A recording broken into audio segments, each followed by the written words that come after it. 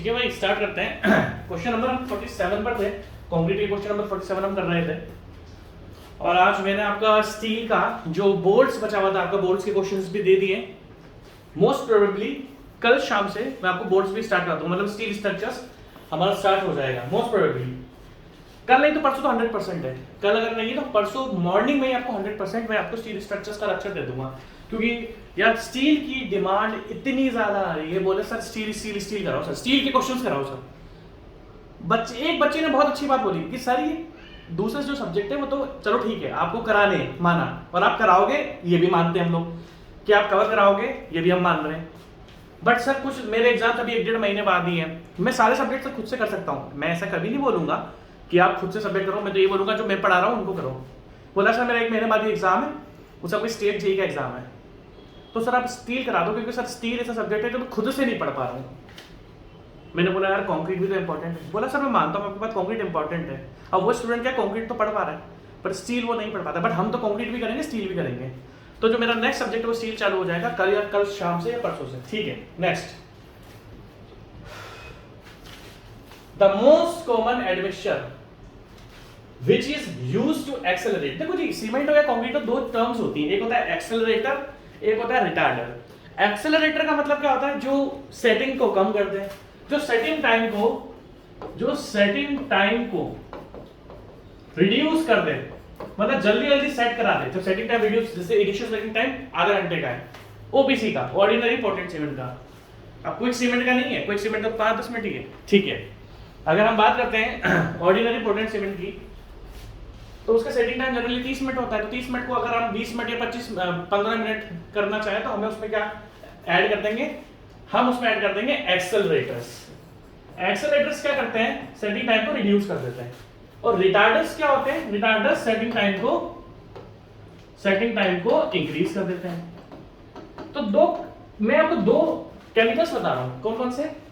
एक तो है जिप्सम, केमिकल क्या, एक मटेरियल है जिप्सम है। जिप्सम क्या होता है, रिटार्डर होता है, वो सेटिंग टाइम को बढ़ाता है। 30 मिनट तो 40 मिनट की कर देंगे अगर जिप्सम ज्यादा डाल दिया तो सेटिंग टाइम को इंक्रीज करना है तो रिटार्डर डालो, और सबसे कॉमन क्या है जिप्सम। और अगर सेटिंग टाइम को रिड्यूस करना है तो उसको हम क्या बोलते हैं, एक्सेलरेटर। और सबसे कॉमन कौन सा था, कैल्शियम क्लोराइड। ये 2 नाम याद रखना, ये 2 ही नाम आते हैं। कैल्शियम क्लोराइड आपका एक्सेलरेटर होता है और जिप्सम आपका रिटार्डर होता है। बहुत से क्वेश्चंस, बहुत सी जगह क्वेश्चंस आपको मिलेंगे, ठीक है। एक सेकंड यार, ठीक है। नेक्स्ट, अब क्वेश्चन नंबर 48 को देखना भाई साहब, बहुत ही इंपॉर्टेंट क्वेश्चन है, आपको लिखने का टाइम भी दूंगा मैं इसमें।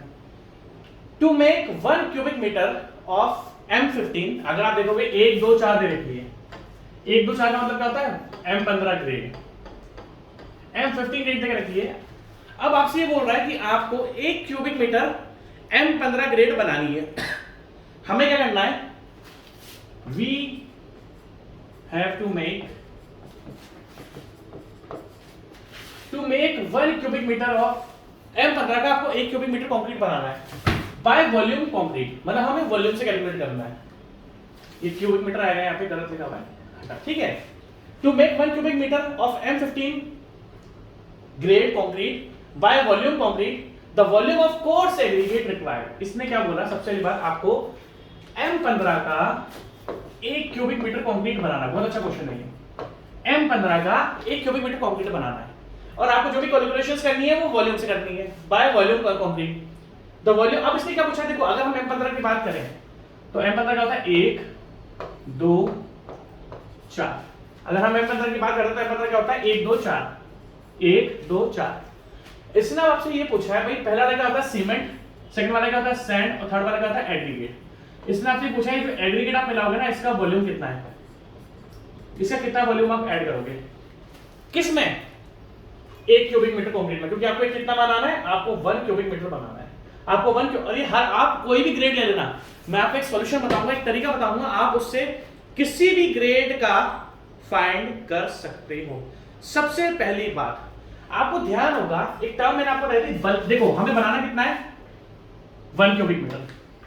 बट इस 1 क्यूबिक, देखो होता क्या है, जैसे अगर हम 1 क्यूबिक मीटर की, अगर मैं आपसे एग्जांपल दूं, इस 1 क्यूबिक मीटर में क्या होगा, सीमेंट होगा, सैंड होगा और एग्रीगेट होता है।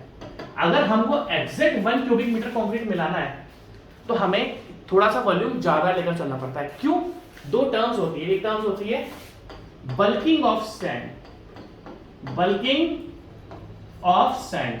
बल्किंग ऑफ सैंड में क्या होता है, जब हम कंक्रीट को प्रिपेयर कर रहे होंगे, जब हम कंक्रीट को प्रिपेयर कर रहे होते हैं तो भाई कंक्रीट में तो पानी भी आप मिलाओगे, तो बल्किंग ऑफ सैंड की वजह से वॉल्यूम बढ़ जाता है। एक्चुअली हमें चाहिए कितना, 1 cubic metre, but bulking of sand होने के कारण होगा क्या, जो सैंड का एग्जैक्ट वॉल्यूम है, मान लो सैंड का एक्स वॉल्यूम है जो आपको 1 क्यूबिक मीटर की ऐड करना है, बट जैसे ही पानी कॉन्टेक्ट में आता है ये फूल जाता है। जैसे मान लो एक्स वॉल्यूम है तो ये 1.34 दैट मींस 34 से 36% तक सैंड का वॉल्यूम बढ़ जाता है। पहली बात ध्यान से देखना, आपको 1 क्यूबिक मीटर एग्जैक्ट बनाना है, बट 1 क्यूबिक मीटर में क्या होगा, जैसे ही हम सैंड में पानी मिलाएंगे तो सैंड का वॉल्यूम फूल जाता है। तो अगर मान लो मुझे चाहिए था x, आप समझने की कोशिश करो, अगर मुझे 124 का 1 क्यूबिक मीटर कंक्रीट चाहिए और इसमें अगर सैंड, हमें तो एग्जैक्ट अमाउंट ऑफ सैंड चाहिए, बट होता है क्या, जैसे हम कंक्रीट बनाते हैं सैंड फूल जाती है, तो हम क्या लेते हैं, हम ये बोलते हैं कि अगर हमें 1 क्यूबिक मीटर कंक्रीट बनाना है तो हमें 1 क्यूबिक मीटर नहीं बनाना पड़ेगा, हमें कितना बनाना पड़ेगा, एक तो आपको बल्किंग ऑफ सैंड ऐड करना पड़ेगा जो कितना होता है 34%, दूसरा आपको ऐड करना पड़ता है वेस्टेज। भाई हो सकता है स्लम आप लोग, आप मेरी बात समझने की कोशिश करो, आपने क्या करा, दुकान से मटेरियल खरीद लिया, अब आपको 1 क्यूबिक मीटर क्या बनाना है, आपको 1 क्यूबिक मीटर M15 ग्रेड तैयार करनी है।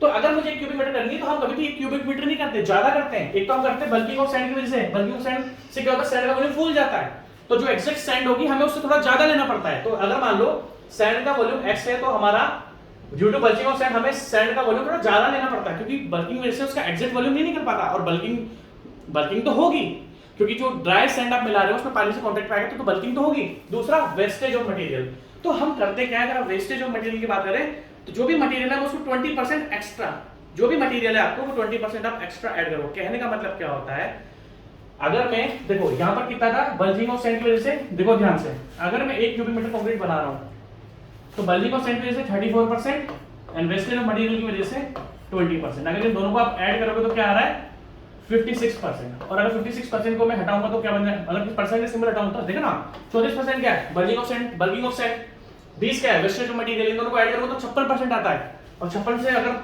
परसेंटेज सिंबल में हटाऊंगा तो 0.56। कहने का मतलब ये है कि अगर आपको 1 क्यूबिक मीटर कोई भी वॉल्यूम बनाना है तो आपको 1.56 के अकॉर्डिंग आपको, अगर आप एग्जैक्टली आपको 1 क्यूबिक मीटर की चाहिए तो आपको कैलकुलेशन किसकी करनी पड़ेगी, मतलब आप जो एग्जैक्टली मान लोगे वो 1.56 क्यूबिक मीटर आएगा। बहुत ही अच्छा क्वेश्चन है, ध्यान से देखना, क्योंकि क्या होता है कि जब हम 1 क्यूबिक मीटर एग्जिट बना रहे हैं तो उसमें कुछ वेस्टेज होगा, उसमें बल्किंग ऑफ सैंड होगी, जिस कारण क्या होता है वॉल्यूम को हम बढ़ा देते हैं।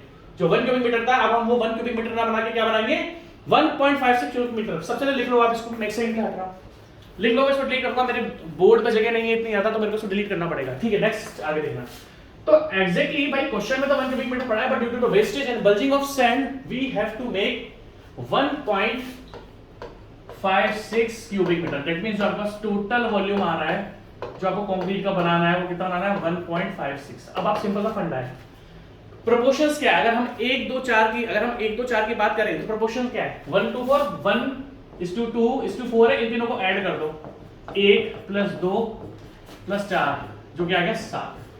अब आप देखना ध्यान से देखना, अगर क्या करना है, जो ग्रेड कोई भी ग्रेड हो 1 1.5 3 है, आप इमेजिन करो 1 1 1.5 3 आपके पास, तो आप क्या करोगे 1 1.5 3 को ऐड कर दो, क्या अभी हमारे पास क्या 1 2 4 इन तीनों को आप कर दोगे, आप इन तीनों को ऐड कर दो। अब आप ध्यान से देखना नाउ वॉल्यूम की बात कर रहा हूं क्योंकि सारी कैलकुलेशंस वॉल्यूम में चल रही है, ध्यान से देखना। नाउ वॉल्यूम ऑफ सीमेंट, अगर वॉल्यूम ऑफ सीमेंट की बात है तो वॉल्यूम का प्रोपोर्शन, सीमेंट की बात है, सीमेंट का प्रोपोर्शन क्या है, सीमेंट का प्रोपोर्शन क्या है, सीमेंट का प्रोपोर्शन क्या दिख रहा है आपको 1, टोटल वॉल्यूम कितना है 1.56। जब तीनों ग्रेड को ऐड करा था, मतलब तीनों ग्रेड के प्रोपोर्शंस को ऐड, जब तीनों के प्रोपोर्शंस को ऐड करा तो क्या था डिवाइडेड बाय 7।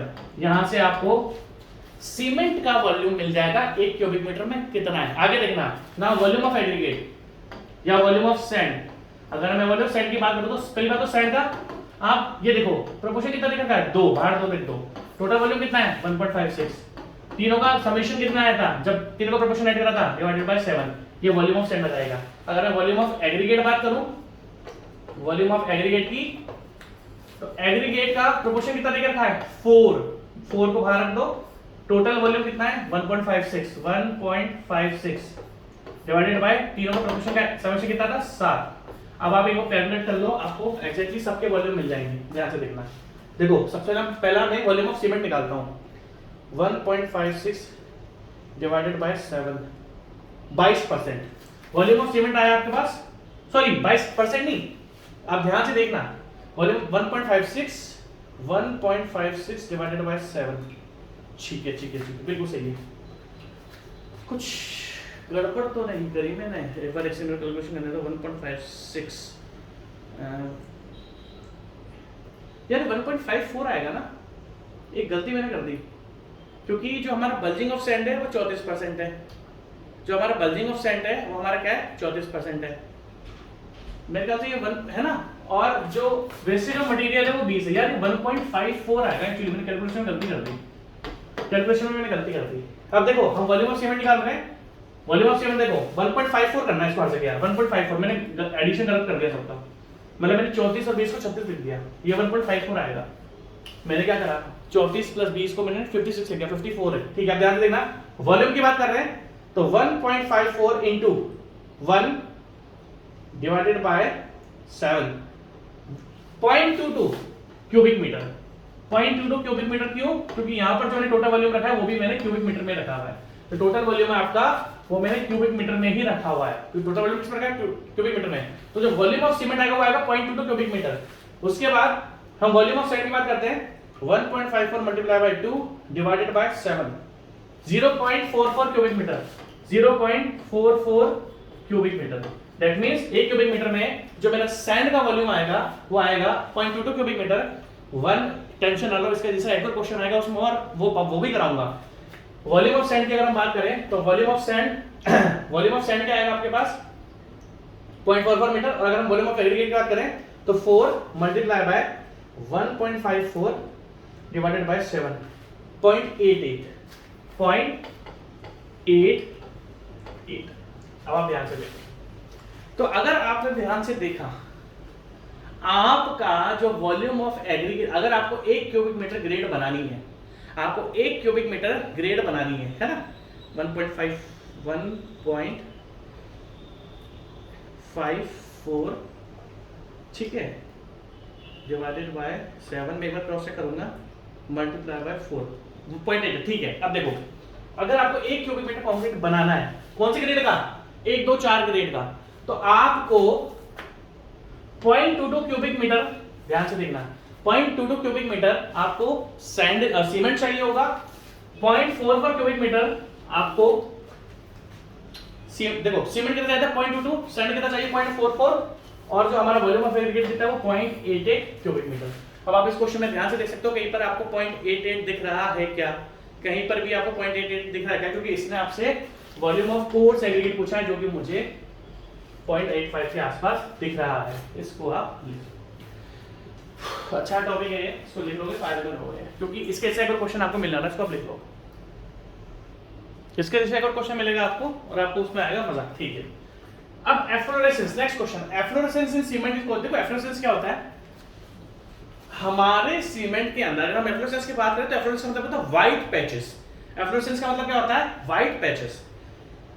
अगर हमारे पानी में या हमारे सीमेंट के अंदर एल्कलीज हैं, क्या है आपके एल्कलीज, अगर हमारे पानी के अंदर या फिर हमारे सीमेंट के अंदर एल्कलीज हैं तो समय के साथ क्या होता है, एल्कलीज मतलब सॉल्ट्स होते हैं, ये सॉल्ट्स समय के साथ क्या होते हैं डिसॉल्व हो जाते हैं और डिसॉल्व होने के बाद ये कंक्रीट की या सीमेंट की टॉप सरफेस पे आगे व्हाइट पैचेस बना देते हैं, सफेद निशान सफेद धब्बे। इस व्हाइट पैचेस को बोला जाता है एफ्लोरेसेंस। तो ये तो हमने सीमेंट में भी पढ़ा था, क्योंकि सीमेंट कंक्रीट तो एक ही चीज है। अगर जो सीमेंट में डिफेक्ट होगा वो आपका कंक्रीट में भी हो गया, नो डाउट। जो आपका सीमेंट में होगा वो तो आपका कंक्रीट में भी होगा। ठीक है तो आपको याद रखना है कि एफ्लोरेसेंस किससे होता है, एल्कलीज की वजह से क्या होता है वो डिसॉल्व हो जाते हैं और डिसॉल्व होने के बाद कंक्रीट की ऊपर की सरफेस पर जाते हैं। तो आपको ध्यान रखना है कि एफ्लोरेसेंस किसकी वजह से होता है। ठीक है next question consider the following statement. यार श्रिंकेज वाला क्वेश्चन हमने कर लिया, तो श्रिंकेज वाला क्वेश्चन मैं यार बार-बार नहीं कराऊंगा। देखो आप थोड़ी लैंग्वेज अलग है। श्रिंकेज वाला क्वेश्चन मैं आपको बहुत बार करा चुका हूं, श्रिंकेज और वर्केबिलिटी। तो ये आपकी प्रैक्टिस के लिए आप देखो मैंने डिफरेंट लैंग्वेज में देकर रखा है, बट मतलब वही है, क्योंकि संगीत क्वेश्चन बार बार करने से फायदा नहीं है, ठीक है। मैं आप बोलोगे सर फिर जब सेम ही क्वेश्चन है, सेम क्वेश्चन नहीं है, थोड़ी सी थ्योरी अलग है। अभी मैं क्वेश्चन नंबर 51 के ऑप्शंस को नीचे कर रहा था, तो यहाँ पर पता नहीं ये क्वेश्चन में एक्स्ट्रा लाइंस आ गई हैं, तो ये एक्स्ट्रा लाइन काट दी है मैंने। तो अभी हम पहले 52 करते हैं, है ना, क्योंकि एक्स्ट्रा लाइन सही नहीं है दिख रहा, ठीक है। तो क्वेश्चन नंबर 52 मैंने नीचे लिखा था, क्वेश्चन नंबर 52 भी किसकी तरह है? क्वेश्चन नंबर 52 देखो ध्यान से, जो अभी हमने क्वेश्चन नंबर 49 या 48 करा था ना, 48 क्वेश्चन नंबर 48 और 49 सेम है, पर इसमें एक चीज ध्यान से देखना, उसमें वॉल्यूम पूछा था, किसका? क्यूबिक मीटर में वॉल्यूम पूछा था। यहां पर इन्होंने आपको सीमेंट बैग्स की टर्म्स में पूछा हुआ है, सीमेंट बैग्स की टर्म्स में पूछा हुआ है, ध्यान से देखना। तो एक्चुअली मैं क्वेश्चन 51 कर रहा था, अभी देखा तो नीचे ये क्वेश्चन दिखा मुझे, यार ये तो फालतू, ये दूसरा क्वेश्चन ऐड हो गया इसमें। तो हम इसको क्या करेंगे, हम इसको पहले कर लेते हैं क्योंकि उसके जैसे क्वेश्चन है, फिर हम वापस 51 क्वेश्चन पर आते हैं। For 1 cubic metre of concrete 1 2 4, देखो फटाफट करेंगे अब इस क्वेश्चन को। वो फॉर 1 क्यूबिक मीटर, एक ही क्यूबिक मीटर है, हमें बनाना कितना पड़ेगा? 1.54, क्योंकि वेस्टेज होती है और बल्जिंग होती है, ठीक है। ग्रेड क्या है? 1 2 4, तीनों को ऐड करो, 1 + 2 + 4 = 7। फटाफट करेंगे आप। अब देखो volume of cement, volume of cement, ध्यान से देखना, सेम क्वेश्चन है। ग्रेड रेशियो का क्या है? 1, टोटल कितना है? 1.54 डिवाइडेड बाय, तीनों को ऐड करा था 7। उसी तरीके से सैंड का 2, सेम क्वेश्चन था पर थोड़ा थ्योरी अलग है, और क्रैश लेना ताकि आप कंफ्यूजन में ना हो, डिवाइडेड बाय 7। उसके बाद एग्रीगेट, अगर मैं एग्रीगेट यहां लिख देता हूं, एग्रीगेट 4, एक्चुअली वैल्यू सेम आएगी बट अभी आप मजा देखना, 1.54 डिवाइडेड बाय 7। फटाफट वही वैल्यूज थी, मैं देखो इसकी शायद 0.88 है, मैं हां इसकी शायद मैं एक बार क्रॉस चेक करता हूं, 1.54 डिवाइडेड बाय 7 वही है सेम 0.88। देखो ये 0.88 क्यूबिक मीटर, ये आपका सीमेंट का क्या था? 0.22 था ना शायद, 1.54 डिवाइडेड बाय 1.54 डिवाइडेड बाय 7, 0.22। अब आप ध्यान से देखना, और ये शायद 0.44, ये सैंड का 0.44। आप ध्यान से देखो, अभी सेम आप बोलोगे सर आपने भी वही क्वेश्चन लिख दिया भाई साहब, उस क्वेश्चन में इसने कोर्स एग्रीगेट का वॉल्यूम पूछा था। अगर आप इस क्वेश्चन की बात करोगे तो इस क्वेश्चन में, इसके प्रीवियस क्वेश्चन में उसने आपसे पूछा था कोर्स एग्रीगेट का वॉल्यूम। यहां पर आपसे ये नंबर ऑफ सीमेंट बैग पूछ रहा है। सबसे पहली बात, सेम थ्योरी वैसी है, अब आप ध्यान से देखना, अगर मैं आपसे सीमेंट का वॉल्यूम पूछूं, वॉल्यूम ऑफ सीमेंट, सीमेंट का वॉल्यूम कितना है? 0.22 cubic metre, volume of cement 0.22 cubic metre. Cement के एक बैग का वॉल्यूम कितना होता है? अगर हम बात करें सीमेंट के एक बैग का वॉल्यूम कितना होता है, तो वो होता है 34.5 लीटर्स। अगर हम सीमेंट के, देखो सीमेंट के एक बैग का जो मास होता है वो 50 केजी होता है। सीमेंट के एक बैग का जो मास होता है या वेट होता है वो 50 केजी होता है, बट उसका वॉल्यूम होता है वो होता है 34.5 लीटर्स। अब ऊपर वाला वॉल्यूम आपने किस में लिखा हुआ है? क्यूबिक मीटर में, तो आप नीचे वाला लीटर्स में नहीं लिख सकते, लीटर्स को क्यूबिक मीटर में कन्वर्ट करना पड़ेगा। तो लीटर्स को अगर मैं क्यूबिक मीटर में कन्वर्ट करूं तो 10⁻³ इससे क्या होगा? आप बोलोगे इससे होगा क्या? इससे नंबर ऑफ सीमेंट बैग आपके पास आ जाएंगे। नंबर ऑफ सीमेंट बैग कैसा है? टोटल वॉल्यूम को अगर मैं सीमेंट बैग के वॉल्यूम से डिवाइड कर दूंगा, वही देखो ऊपर वाला क्या है? टोटल वॉल्यूम, एक क्यूबिक मीटर के लिए, एक क्यूबिक मीटर के लिए टोटल वॉल्यूम कितना है? 0.22 क्यूबिक मीटर। अगर हम उसको एक सीमेंट बैग के वॉल्यूम से डिवाइड कर देंगे तो मेरे पास क्या आ जाएगा? नंबर ऑफ सीमेंट बैग्स आ जाएंगे। मेरे पास क्या आ जाएंगे? नंबर ऑफ सीमेंट बैग्स आ जाएंगे, ठीक है। तो अब आप कुछ मत करो, मैंने ऊपर वाला भी क्यूबिक मीटर में रखा है, नीचे वाला भी क्यूबिक मीटर में रखा है, दैट मींस 0.22 डिवाइडेड बाय 34.5 और मल्टीप्लाई बाय 1000, 6.37 बैग्स चाहिए आपको सीमेंट के, 6.37 बैग्स चाहिए आपको, 6.37 आंसर एग्जैक्ट हमारे पास आप देख सकते हो। क्वेश्चन नंबर 52 का एग्जैक्ट आंसर आपके पास लिखा हुआ है, ठीक है। नेक्स्ट आप इसको लिख लो, लिखना पड़ेगा आपको क्वेश्चन, क्योंकि मैं ये क्वेश्चन में गड़बड़ है ना, तो मैं क्वेश्चन ऊपर कर रहा हूं अब, है ना, थोड़ा क्वेश्चन में गड़बड़ लिखा हुआ है, किसी और सब्जेक्ट का ऐड हो चुका है ये, मैं इसको ऊपर करता हूँ, इसे वेट करो। ठीक है, क्वेश्चन नंबर 51 में लेके आ चुका हूँ आपके पास। इसके ऑप्शंस क्या होता है मैं आपको बता देता हूँ, देखना ध्यान से। Consider the following strength of concrete. Concrete की 4 स्ट्रेंथ इन्होंने लिख लीजिए, और आगे का क्वेश्चन मैं आपको बता देता हूँ, इसी में ऑप्शन लिख देता हूँ। Arrange strength in increasing order. Arrange strength in increasing order. 4 आपके पास स्ट्रेंथ दी हुई है, cube strength, cylinder strength, split tensile strength and modulus of rupture. ठीक है, सबसे पहली बात, अगर मैं आपसे मॉड्यूलस ऑफ रप्चर की बात करूं, सबसे पहली बात देखो, अगर मैं आपसे देखो ध्यान से देखना, मॉड्यूलस ऑफ रप्चर और स्प्लिट टेंसाइल स्ट्रेंथ, आपको दो चीजें देखो, दो चीजें मैं आपको रिलेट करके दूंगा। एक तो आपका देखो ध्यान से देखना, क्यूब स्ट्रेंथ और सिलेंडर स्ट्रेंथ, आपको बहुत ध्यान से देखना पड़ेगा। अगर हम कंक्रीट की क्यूब स्ट्रेंथ की बात करें या हम कंक्रीट की सिलेंडर स्ट्रेंथ की बात करें, तो ये दोनों क्या देती है, आपकी कंप्रेसिव स्ट्रेंथ देती है। देखो ध्यान से देखना, ये दोनों आपकी कंप्रेसिव स्ट्रेंथ देती है। देखो कुछ कंट्रीज में कंक्रीट की जो कंप्रेसिव स्ट्रेंथ होती है, लाइक शायद ब्रिटेन में, यूके में, मतलब कहीं अमेरिका या यूके में जो कंक्रीट की कंप्रेसिव स्ट्रेंथ होती है वो सिलेंडर पे डिटरमाइन होती है, और हम यहाँ पर जो कंक्रीट की कंप्रेसिव स्ट्रेंथ होते हैं वो क्यूब स्ट्रेंथ रहते हैं। तो अगर हम क्यूब स्ट्रेंथ और सिलेंडर स्ट्रेंथ की बात करें तो दोनों कंप्रेसिव स्ट्रेंथ देती है, बट होता क्या है, अगर आप किसी क्यूब का, लाइक मान लो M20 ग्रेड ऑफ कंक्रीट है, अगर मैं इसमें कंप्रेसिव स्ट्रेंथ क्यूब से डिटरमाइन कर रहा हूं या फिर मैं सिलेंडर से डिटरमाइन कर रहा हूं, तो सिलेंडर की जो स्ट्रेंथ होती है वो कम आती है, क्योंकि उसकी लेंथ ज्यादा होती है, 150 mm, 150 mm इंटू 300 mm। जो देखो अगर हम क्यूब की साइज लें 150 इंटू 150 इंटू 150, अगर मैं सिलेंडर की साइज लूं तो 150 इंटू 300 mm, 150 mm डाया होती है, सिलेंड्रिकल सैंपल है, और लेंथ क्या 300 mm। ध्यान से देखना, सिलेंड्रिकल स्ट्रेंथ अगर मान लो हम M20 ग्रेड को दो तरीके से टेस्ट कर रहे हैं, एक हम इसका क्यूब टेस्ट कर रहे हैं और दूसरा हम सिलेंड्रिकल टेस्ट कर रहे हैं, तो भाई देखो इसकी लेंथ ज्यादा है तो उसमें क्या होता है, स्ट्रेंथ कम आती है। तो सिलेंडर स्ट्रेंथ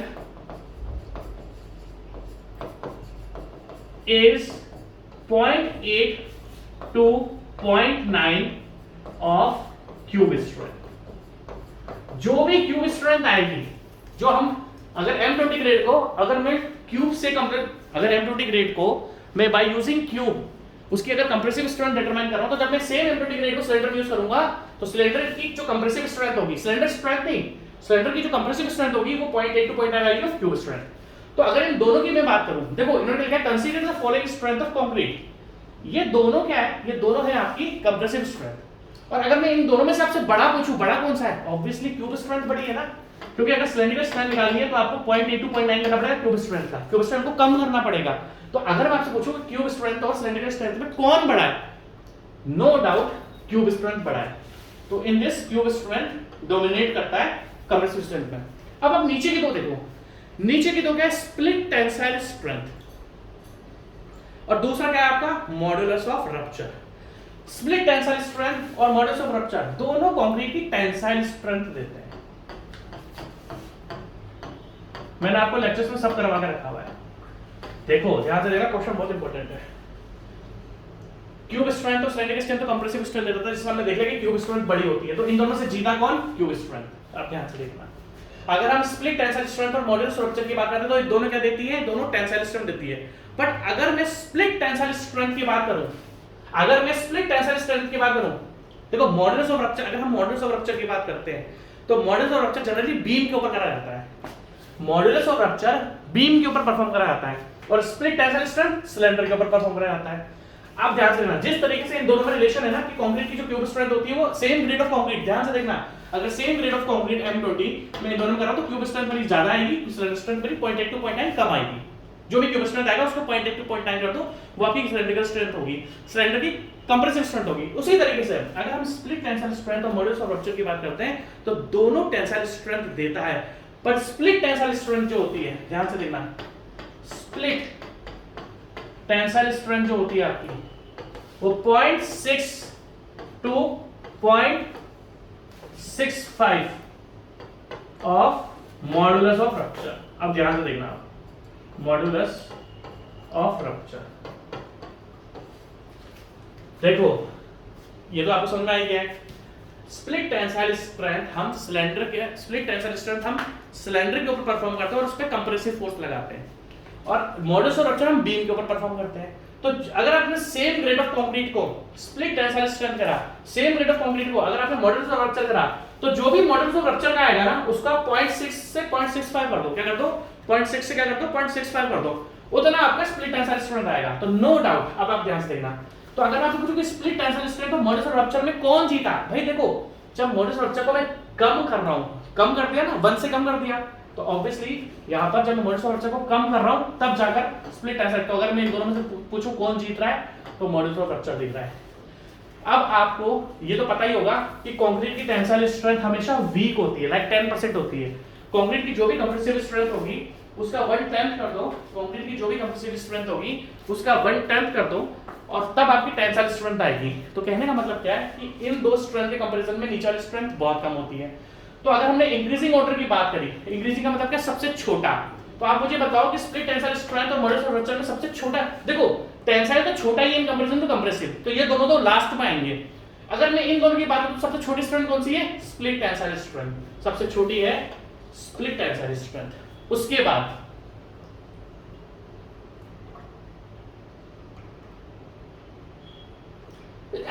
सॉरी मेरे को 3-4 सेकंड मार, ठीक है। तो सबसे पहली जो सबसे छोटी वो स्प्लिट टेंसाइल स्ट्रेंथ, क्योंकि मॉडुलस ऑफ रप्चर को रिड्यूस करेंगे तब जाके स्प्लिट टेंसाइल स्ट्रेंथ आएगी। उसके बाद कौन सी है सबसे बड़ी है? 4, इंक्रीजिंग ऑर्डर मतलब छोटे से बड़ा। उसके बाद कौन सी है? सिलेंडर स्ट्रेंथ 2, और सबसे बड़ी कौन सी है? Cube strength. तो इन्होंने क्यूब स्ट्रेंथ मतलब 1। तो इन्होंने 4 ऑप्शन आपको देके रखे हैं, तो 4 ऑप्शन में आपको 3, 4, 2, 1 करना है, और जो ये मैंने आपको लिखा है वो लिख लो, आपके फायदे की बात है, आपके काम आएगा, लिख लो आप। क्वेश्चन नंबर 53 स्टार्ट करते हैं, क्योंकि 52 भी हमने कर लिया, 51 भी कर लिया, दोनों क्वेश्चंस कर लिए। क्वेश्चन नंबर 53 को देखो, ग्रेडिंग ऑफ एग्रीगेट। अगर हम ग्रेडिंग ऑफ एग्रीगेट की बात करें कि ग्रेडिंग ऑफ एग्रीगेट हम लोग क्यों करते हैं, सिंपल सा बात है, आपको ग्रेडिंग ऑफ एग्रीगेट इसलिए करनी पड़ती है ताकि जो भी वॉइड्स हो, कहने का मतलब है ग्रेडिंग ऑफ एग्रीगेट का मतलब क्या है? Different size of aggregate, different size of aggregate. हम डिफरेंट साइज ऑफ एग्रीगेट क्यों यूज करते हैं कंक्रीट में? क्यों यूज करते हैं? ताकि जो बड़े एग्रीगेट हैं उनके बीच का जो वॉइड है वो छोटा है। देखो होता क्या है, ध्यान से देखना, कंक्रीट की कहानी क्या है। जो सबसे पहले बड़े कोर्स एग्रीगेट है उनके बीच का जो गैप है वो भर दे छोटे कोर्स एग्रीगेट। अभी तो इन दोनों के बीच में गैप बचा वो भर दे सैंड, और जो सैंड के बीच में गैप बचा, सैंड पार्टिकल के बीच में गैप भरा वो भर दे सीमेंट। तो होता क्या है, different type of different grading of aggregate हम यूज करते हैं। मतलब अगर मैं कंक्रीट बना रहा हूं तो उसमें मैं डिफरेंट साइज यूज करूंगा, 10 mm यूज कर लिया, 20 mm यूज कर लिया, ठीक है। क्यों हो गया? ताकि जो बड़े 20 mm के कोर्स एग्रीगेट है उनके बीच का जो वॉइड्स है वो 10 mm के कोर्स एग्रीगेट भर दें। अब जो 10 mm के बीच में गैप भर गया, बच गया, गैप मतलब वॉइड्स बच गए, उसको सैंड फिल कर दें। अब अगर सैंड के बीच में भी वॉइड बच गया तो उसको कौन फिल करते हैं? सीमेंट फिल करते हैं। तो क्वेश्चन ये पूछा है, grading of aggregate in concrete mixture is necessary to achieve reduction of voids. जितनी ज्यादा ग्रेडिंग रखोगे उतना ही ज्यादा आपका वॉइड में रिडक्शन होगा और उतनी ही ज्यादा आपकी स्ट्रेंथ आपको मिलेगी। बहुत सिंपल सा फंडा है। अब सेम क्वेश्चन 50 में देखो, what is the purpose of concrete compaction. अगर हमें पूछो कि हम कॉम्पैक्शन करते क्यों, सिंपल सा मतलब है, कॉम्पैक्शन इसलिए करते हैं ताकि वॉइड्स रिड्यूस हो जाए, मतलब गैप रिड्यूस हो जाए, वॉइड रिड्यूस हो जाए। और अगर किसी मटेरियल में गैप रिड्यूस हो गया, वॉइड रिड्यूस होगी, तो उसकी डेंसिटी इंक्रीज हो जाती है, उसकी डेंसिटी इंक्रीज हो जाती है, और डेंसिटी इंक्रीज होने से उसकी स्ट्रेंथ इंक्रीज हो जाती है। अगर किसी भी मटेरियल में अगर आपके वॉइड्स कम है तो उसकी डेंसिटी ज्यादा होगी। देखो हर एक मटेरियल की डिफरेंट डेंसिटी, किसी की डेंसिटी ज्यादा है, किसी की डेंसिटी कम है। अगर किसी मटेरियल की डेंसिटी ज्यादा है तो उसके अंदर वॉइड्स कम होते हैं, मतलब वॉइड्स मतलब ये एक मटेरियल है, देखो इनके अंदर कितना ज्यादा वॉइड्स है तो इसकी डेंसिटी कम होगी। अब इनके अंदर का वॉइड्स क्या हो गया? कम हो गया। मेरी रेखा मत पढ़ना, है ना, वैसे उल्टा आते हैं, लड़कियों का देखता हूँ उल्टा, तो मेरा सीधा देखना पड़ेगा, ठीक है। तो 1 2 3 4 5 आपने वॉइड्स कम कर दिए तो डेंसिटी बढ़ गई, डेंसिटी बढ़ गई तो स्ट्रेंथ बढ़ गई। तो the purpose of concrete compaction is to remove air, air को रिमूव करो, वॉइड्स को रिमूव करो। कॉम्पैक्शन तो एयर रिमूव करता है, उससे होता क्या है? वॉइड्स रिड्यूस होते हैं, वॉइड रिड्यूस होने से डेंसिटी इंक्रीज होती है, डेंसिटी इंक्रीज होने से स्ट्रेंथ इंक्रीज होती है। पर इन्होंने यहाँ पर इंक्रीज द डेंसिटी, स्ट्रेंथ के बारे में कुछ लेकर नहीं रखा हुआ, वॉइड्स लिखा हुआ है बट वॉइड्स को डिक्रीज करते हैं। कॉम्पैक्शन एयर निकालेगा तो वॉइड्स डिक्रीज होता है। ये एयर थी ना, एयर निकल गई इनके बीच में से तो वॉइड्स डिक्रीज हो गए। बच्चा वाला क्वेश्चन था, ठीक है। Question number 55, the test strength of samples taken is the average. ये हमने बहुत बार पहले हमने सैंपल के बारे में पढ़ा था कि सैंपल्स क्या होते हैं एक सैंपल में, ठीक है। The test strength of a sample is taken as, ठीक है, बहुत अच्छी बात है, ध्यान से देखना। एक सैंपल में कितने क्यूब होते हैं? एक सैंपल में 3 क्यूब होते हैं। अगर आप ध्यान से देखना, अगर आप कभी भी कोई कंप्रेसिव स्ट्रेंथ निकालोगे तो कम से कम आप 3 एवरेज कितना करोगे? कम से कम 3 सैंपल्स का हम एवरेज लेंगे उसकी स्ट्रेंथ निकालने में। समझ में आ गई? अगर हमें कभी भी किसी भी कंक्रीट की स्ट्रेंथ निकालिए तो हम 3 सैंपल का तो एवरेज लेते ही लेते हैं, ठीक है। नेक्स्ट क्वेश्चन, बहुत इजी क्वेश्चन था। The static modulus of elasticity, question थोड़ा गलत करके रखा हुआ है, यहां पर हर जगह अंडर रूट आएगा। ये तो मैंने आपको आरसीसी में पढ़ाया था ना, ये तो हमने अपना आरसीसी में डिस्कस करा हुआ है ना। मॉडल अकॉर्डिंग टू आईएस 456 जो modulus of elasticity of concrete होता है वो कितना होता है? 5000 अंडर रूट ऑफ एफसी के। ये तो हमने आरसीसी में पढ़ा था। Modulus of elasticity of concrete कितना होता है? 5000 अंडर रूट ऑफ, और मैंने आपको डिराइव भी करके दिखाया था ये ना, मैंने इसका स्ट्रेस स्ट्रेन ग्राफ बनाया था और स्ट्रेस स्ट्रेन ग्राफ बनाने के बाद हमने इसको कंफर्म मतलब इसको हमने डिराइव करा था, ठीक है। बच्चों वाला क्वेश्चन था, आरसीसी क्वेश्चन है ये, बहुत अच्छा क्वेश्चन है, ध्यान से देखना, बहुत अच्छा क्वेश्चन है। अगर मैं आपसे बात करूं एनवायरनमेंट का मतलब क्या होता है? भाई जहां पर बिल्कुल भी बारिश नहीं पड़ रही, बारिश पड़ी एक दो दिन बारिश पड़ी फिर सूख गया। जैसे हिमाचल की बात करते हैं, आजकल हिमाचल प्रदेश का नाम बहुत ज्यादा सुनने में आ रहा है। हिमाचल के बारे में बात करें तो हिमाचल में बहुत ज्यादा बारिश होती है। अब ध्यान से देखना, एनवायरनमेंट अलग अलग तरीके का होता है। सबसे पहला जो एनवायरनमेंट होता है वो क्या होता है? माइल्ड, मॉडरेट, ये मैं आपको बहुत बार सिखा चुका हूं। Mild, moderate, severe, very severe, last में एक्सट्रीम। एक्सट्रीम। अब अगर माइल्ड की बात करें तो बिल्कुल भी बारिश नहीं है, अपना मस्ती से सूखा, जैसे कोटा है, कोटा में सूखा है, या जैसलमेर है तो यहाँ पे ज्यादा बारिश नहीं होती, तो माइल्ड हो गया। मॉडरेट क्या हो रहा है? बारिश हुई, थोड़े दिन तक बारिश हुई फिर सूख गया। माइल्ड मतलब बहुत कम बारिश हुई, ठीक है। मॉडरेट का मतलब क्या है? बारिश हुई कुछ दिन फिर सूख गया। सीवियर का मतलब क्या होता है? बार बार बारिश हो रही है सूख रहा है, बार बार बारिश हो रही है सूख रहा है, बार बार बारिश हो रहा है सूख रहा है। इसको बोलते हैं alternate wet and dry. Alternate wet and dry. Mild का मतलब थोड़ी सी बारिश हुई सूख गया, मॉडरेट में थोड़ी सी और बारिश हुई फिर सूख गया, सीवियर में बारिश हो रही है सूख रहा है, बारिश हो रही है सूख रहा है, बारिश हो रहा है सूख रहा है। Alternate wetting and dry condition. Very severe में आपका जो कंक्रीट है वो किसी सॉल्ट के कांटेक्ट में है, बारिश भी हो रही है फिर सूख रहा है। और एक्सट्रीम में क्या होता है कि कंक्रीट आपका केमिकल्स के कांटेक्ट में, कंक्रीट आपका केमिकल्स के कांटेक्ट में। मान लो आपने कोई फाउंडेशन, अब आप बोलोगे सर कंक्रीट केमिकल्स के कांटेक्ट में कैसे आ जाएगा? भाई आपने मान लो मिट्टी के अंदर फाउंडेशन बनाई और वहां पर बहुत ज्यादा केमिकल्स आपके निकल रहे हैं, वो केमिकल्स के अंदर आ जाएगा? सिंपल सी बात है। आपने कोई बिल्डिंग बनाई, वहां पर केमिकल लैब है आपकी, तो उसमें इवोपरेशन नहीं होता क्या? जो केमिकल्स होता है उसमें इवोपरेशन नहीं होता। मान लो मैं केमिस्ट्री की लैब खोलूंगा, उस लैब में बहुत सारे इवोपरेशन होंगे तो कंक्रीट को डैमेज नहीं कर देगा क्या? तो उसको बोलते हैं हम एक्सट्रीम। अब ये टॉपिक बहुत ही ज्यादा इंपॉर्टेंट है। क्यों? अगर मान लो मैं अगर पूछूं कि मैं कोटा से हूं, तो चलो कोटा को मॉडरेट मान लो, बारिश होगी फिर रुक जाएगी, थोड़ी बहुत बारिश होगी, इसमें तो बिल्कुल बहुत कम बारिश थी, इसमें थोड़ी बहुत बारिश होगी और रुक जाएगी। अब होता क्या है, इंडियन स्टैंडर्ड 456 ने ये बोल के रखा हुआ है कि according to different environments like mild, moderate, severe, very severe and extreme, आपको मिनिमम, देखो ध्यान से देखना, आपको minimum grade of concrete use करनी है। यार ये मैंने ज्यादा लंबा लिख दिया, एक सेकंड मैं पूरा लिख देता हूं ताकि आपको एक चार्ट बना देता हूं मैं आपका, देखना ध्यान से। Mild, moderate, severe, very severe and extreme. इस चार्ट को बना लेना। अब क्या होता है, इस एनवायरनमेंट के अकॉर्डिंग बहुत सारी चीजें आती है। क्या दिखाता हूं। सबसे पहले बात, आप अगर मैं बात करूं पीसीसी की, पीसीसी प्लेन सीमेंट कंक्रीट, उसके बाद आरसीसी की, ध्यान से देखना, पीसीसी, इसके बाद आरसीसी, उसके बाद इसका वाटर कंटेंट कितना होना चाहिए। अब आपको ध्यान से देखना पड़ेगा। अगर मान लो मैं कोटा में हूं, मेरे ख्याल है कोटा को आप मॉडरेट मान लो, और आपको पीसीसी कुछ करना, पीसीसी तो होती है ना, पीसीसी बहुत सारी चीजें, पीसीसी में कंस्ट्रक्शन, रोड बनानी है मुझे, रोड क्या होती है, पीसीसी होती है। अच्छा ये ध्यान रखना, रोड आरसीसी भी होती है, रोड पीसीसी भी होती है, दोनों रोड्स होती है, but maximum roads PCC roads होती हैं, ठीक है।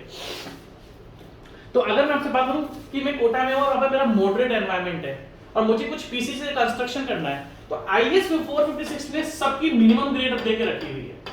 उन्होंने ये क्या दे बोल के रखा है कि अगर आप मान लो माइल्ड में हो, अब ध्यान से देखना, अगर कहीं पर माइल्ड है तो कोई ग्रेड डिफाइन नहीं है, फिर आपको जो ग्रेड यूज करनी है कर लो, कोई इश्यू नहीं है।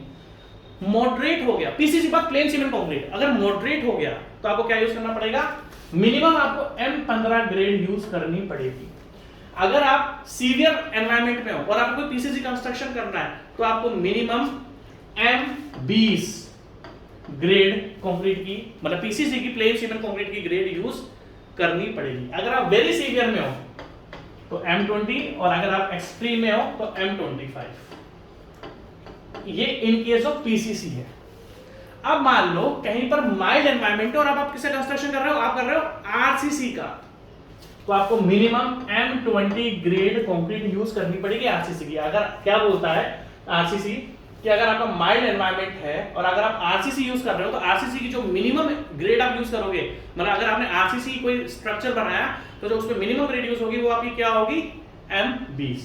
अगर आप मॉडरेट में हो M25, अगर आप सीवियर में हो M30, अगर आप वेरी सीवियर में हो M35, अगर आप एक्सट्रीम क्लाइमेट में हो, एक्सट्रीम एनवायरनमेंट कंडीशन है तो M40। आईएस कोड में स्पेसिफाई मतलब ये बता के रखा हुआ है। अब मान लो मैं कोटा के मॉडरेट में हूं और कोटा में अगर मैं मॉडरेट में और अगर मैं कोई आरसीसी स्ट्रक्चर बना रहा हूं तो मुझे मिनिमम ग्रेड ऑफ कंक्रीट क्या यूज करनी पड़ेगी, M25। लास्ट में अगर आप देखोगे तो मैंने एक और चीज लिखी है, वाटर कंटेंट। क्या लिखा हुआ है, वाटर कंटेंट, ध्यान से देखना। माइल्ड है तो 0.6, मॉडरेट है तो 0.5, ऐसे 0.45, 0.4, 0.4, इस तरीके से, ठीक है। अगर आपका माइल्ड एनवायरनमेंट है तो आपने 0.6 यूज कर लिया, तो वाटर सीमेंट रेशियो होता है। उसके बाद अगर मॉडरेट है तो मॉडरेट में 0.5 भी कर सकते हो, 0.6 भी कर सकते हैं, लास्ट में है ना, इस तरीके से। तो सारा का सारा लिख लो और इसका था क्वेश्चन देखो, ये आप लिख लो एक बार, ये इंपॉर्टेंट है। क्वेश्चन में डायरेक्ट आंसर नहीं बता सकता ना आपको यार, डायरेक्ट आंसर बताऊंगा तो क्वेश्चंस बनेंगे ही नहीं। अब देखो आगे का क्वेश्चन देखना। अब आपको आपके सर ने पढ़ा दिया है, अब ये क्वेश्चन बिल्कुल आपको यूं लगेगा, बच्चा जैसा क्वेश्चन लगेगा, ध्यान से देखना। मिनिमम ग्रेड ऑफ कंक्रीट, इसने आरसीसी नहीं बोला, इसने आपसे क्या बोला है, concrete for moderate environment exposure condition should be. देखो ध्यान से देखना, इस क्वेश्चन में इसने गलती करी है, बताऊं क्यों, क्योंकि पीसीसी के लिए अलग होती है और आरसीसी के लिए आपकी अलग होती है। अगर मैं पीसीसी की बात करूं, अगर मैं आपसे पीसीसी की बात करूं तो पीसीसी में तो कोई ग्रेड डिफाइन ही नहीं है, पीसीसी में तो कोई ग्रेड डिफाइन ही नहीं है। अगर उसके बाद हम बात करते हैं आरसीसी की, तो हाँ आरसीसी में देखो इसके दो आंसर बनेंगे, पीसीसी एंड आरसीसी। क्या लिखा है इसने, देखो हमने क्या ऊपर सकते हैं, माइल्ड मॉडरेट। अगर आईएस कोड की बात करें मॉडरेट, नीचे वाला मॉडरेट लिख लेना। अगर हम पीसीसी की बात करें तो कोई डिफाइनिंग नहीं है। अगर हम माइल्ड की बात करें, मतलब पीसीसी से अगर हम माइल्ड एनवायरनमेंट की बात करते हैं तो कोई डिफाइनिंग नहीं है, और मॉडरेट की बात करेंगे तो M15। अब आरसीसी पर आ जाओ, अगर हम माइल्ड की बात करते हैं तो M20, और अगर हम मॉडरेट में बात करेंगे तो M25। दो आंसर्स हैं इसके, तो इनको जस्टिफाई करना चाहिए कि आंसर क्या है, इनको आपको जस्टिफाई करना पड़ेगा तभी आंसर बनेगा। तो अगर आप देख सकते हो उसमें ABCD ऑप्शन थोड़े ऊपर है, ये BDAC ऑप्शन उल्टे लिख दिए। तो अगर मैं आरसीसी की बात करूंगा तो आंसर बनेगा आपका M25, अगर मैं आरसीसी की बात करूंगा तो आंसर बनेगा M25, और अगर मैं पीसीसी करूंगा तो मेरा आंसर क्या बनेगा, M15। और ऐसे क्वेश्चन में देखो ये दो आंसर है इसके, this is for RCC and this is for PCC. ऐसे क्वेश्चन में आप बिल्कुल धड़ल्ले से टीचर के ऊपर मतलब उसके ऊपर प्रेशर बना सकते हो। मान लो ये क्वेश्चन एसएससी जे में आ जाता है और उसने आपको आंसर को नहीं दिया, तो आप उसके ऊपर प्रेशर बना सकते हो टीचर के ऊपर बाय यूजिंग कोड वोड कि भैया ये क्वेश्चन, क्योंकि एक नंबर से मुझे आज तक पता है कि मेरे को डेढ़ नंबर से एमईएस का सीपीडब्ल्यूडी छूट गया था।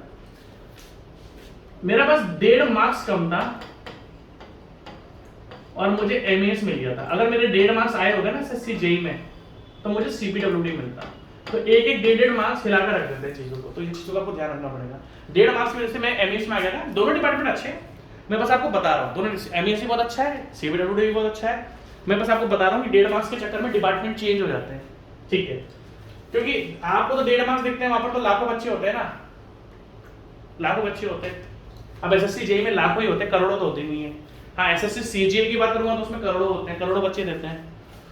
और अगर हम बात करते हैं एसएससी की तो उसमें तो हजारों ही होते हैं, ठीक है।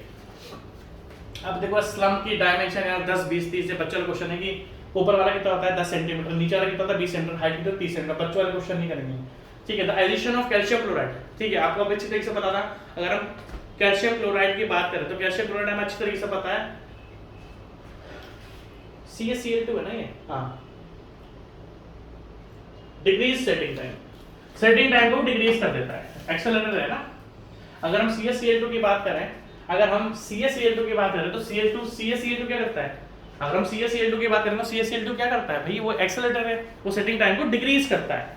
इंक्रीज करने का मतलब जैसे मान लो 30 मिनट है तो डिक्रीज कर देगा 20 मिनट कर देगा। और अगर मान लो जिप्सम डालेंगे, ज्यादा डाल देंगे तो सेटिंग टाइम को इंक्रीज कर देगा, 40 कर जाएगा। बच्चों का क्वेश्चन है the concrete mix design is achieved. हाँ, ये क्वेश्चन थोड़ा अच्छा है क्योंकि ये क्वेश्चन एग्जाम में आया हुआ था और ये मैंने आपको लिया हुआ है। मिक्स डिजाइन पूछने आता है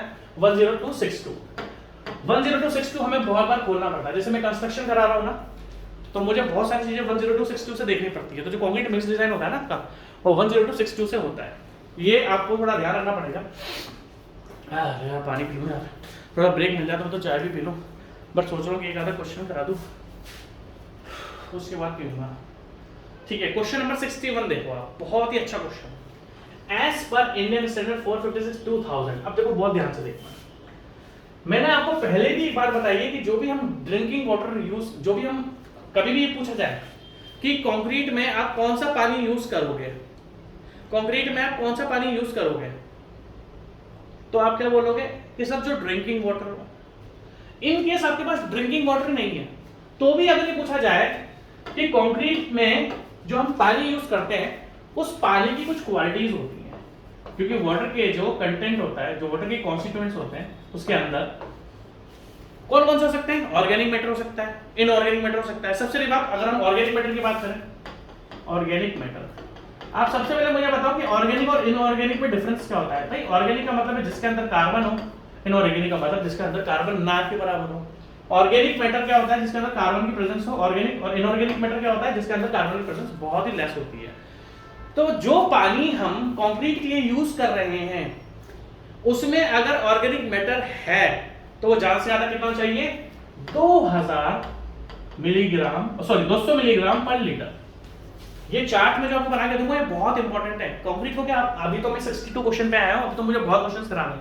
देखो दो चीजें होती हैं, जितना भी मैं आपको समझा रहा हूं क्वेश्चंस के लिए, आपको पता है इसका फायदा क्या है? अगर आप मेरी पढ़ाई भी थ्योरी भी नहीं पढ़ोगे ना तो भी आप एग्जाम के 90% क्वेश्चन करके आ जाओगे। अब मैं क्या चाहता हूं आप 100% क्वेश्चन करके आओ, तो मैं आपको क्या बोलता हूं, पहले थ्योरी भी पढ़ो फिर ये क्वेश्चंस पढ़ो। अगर आपने थ्योरी छोड़ दी और क्वेश्चंस ही पढ़ लिया ना तो 90% आप करके आ जाओगे, पर 90% में आजकल काम नहीं चलता, तो 100% ही करके आना पड़ेगा, ठीक है। तो जो वाटर हम यूज कर रहे हैं फॉर कंक्रीट, उसके अंदर जो ऑर्गेनिक मैटर होता है वो 200 मिलीग्राम पर लीटर होता है, और अगर हम इनऑर्गेनिक मैटर की बात करें तो वो 3000 मिलीग्राम पर लीटर होता है।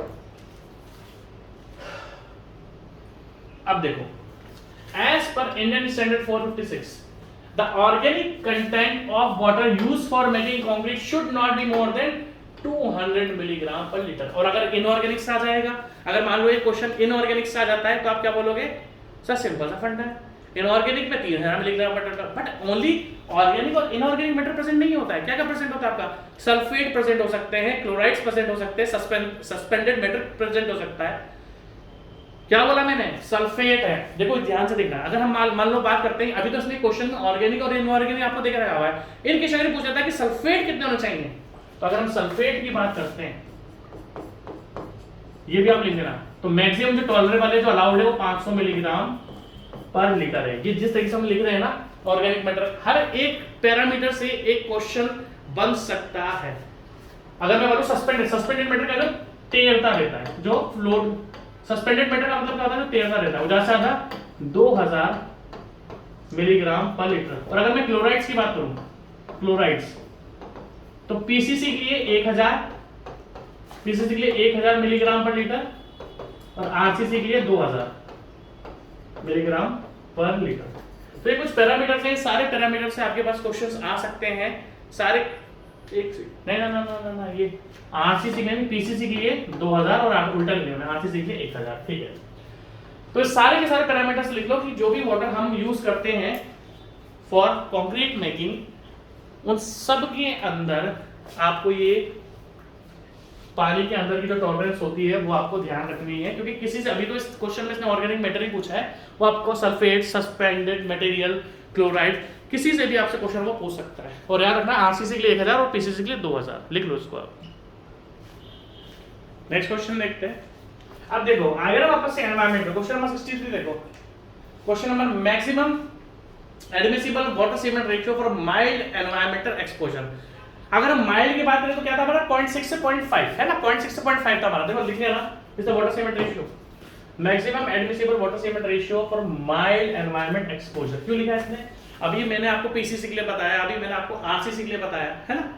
अब देखो ऐसे 0.6 तो देके रखा हुआ नहीं है, 0.6 तो देके रखा हुआ नहीं था, लास्ट उसके पास क्या है 0.55। भाई क्या होता है, जैसे माइल्ड में कितना होता है आपका 0.6, जैसे जैसे नीचे जाते जाओगे लाइक सीवियर की तरफ, वो कम 0.4 हो जाएगा, ठीक है। तो माइल्ड में एक्चुअली 0.6 होता है, बट 0.6 नहीं है, तो हम मिनिमम जो इसके पास वाला कौन सा यूज करेंगे, 0.55। इजी क्वेश्चन था और वो मैंने आपको एक बार में बता दिया था। भाई बताया ना, भी एनवायरमेंटल कंडीशंस बताई ना, पीसीसी बताया, आरसीसी बताया, लास्ट में वाटर सीमेंट रेशियो बताया, और माइल्ड के लिए 0.6 बताया, मॉडरेट के लिए 0.5 से 0.6 बताया। तो माइल्ड है 0.6 होता है, बट 0.6 नहीं लेकर रखा है तो 0.55 लिख दिया, ताकि स्ट्रेंथ इंक्रीज ना हो।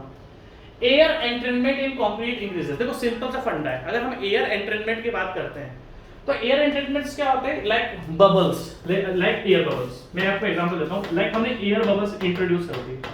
अगर कंक्रीट में मैं एयर बबल को डाल देता हूं, अगर कंक्रीट के अंदर हम एयर बबल्स को डाल देते हैं, तो उससे क्या होता है, फ्रिक्शन कम हो जाता है, जिस कारण कंक्रीट हमारा वर्केबल हो जाता है।